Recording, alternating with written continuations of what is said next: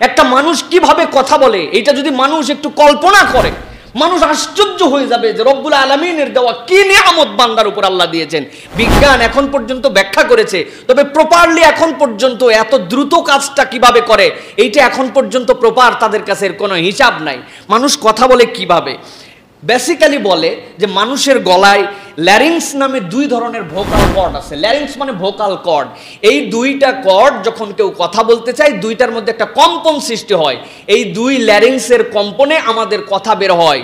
বিজ্ঞানীরা বলছেন যখন কেউ কথা বলতে শুরু করে, এই কম্পনটা প্রতি সেকেন্ডে প্রয়োজন অনুযায়ী 100 থেকে 1000 বার কম্পন করে এই কথাটা বের করে।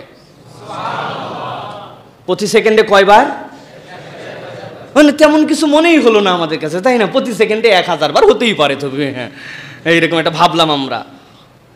আরো বিস্ময়কর কথা আল্লাহ রাব্বুল আলামিন কোরআনুল কারীমের মধ্যে বলেছেন। বিজ্ঞান বলছি না, কোরআন থেকে আপনাদের কাছে একটু বলি, দেখেন কথাটা রব্বুল আলামিন কি নিয়ামত দিলেন।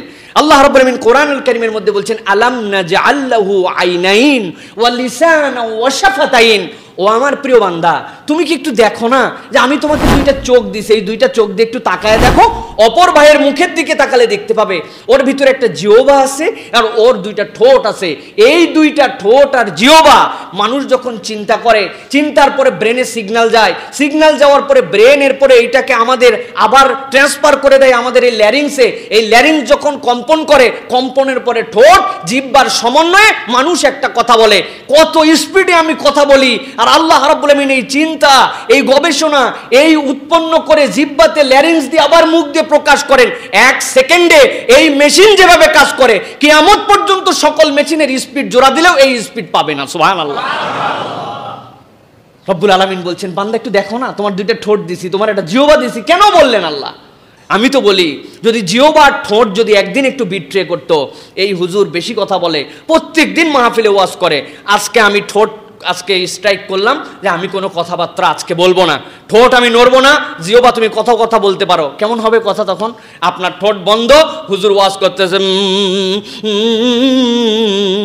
বুঝলেন কি বলছি আমি বলছি আপনারা কেমন আছেন, এই আপনারা বুঝেন নাই। আবার ধরেন একদিন বললো আগের দিন ঠোঁট তুমি ঠোঁট বন্ধ করে আমার জিহ্বার কথা তুমি বাইরে আসতে দাও নাই, আজকে খেলা বুঝবা, ঠোঁট তুমি যতই নড়ো আজকে জিহ্বা নড়ে না। হুজুর ওয়াজ করতেছে,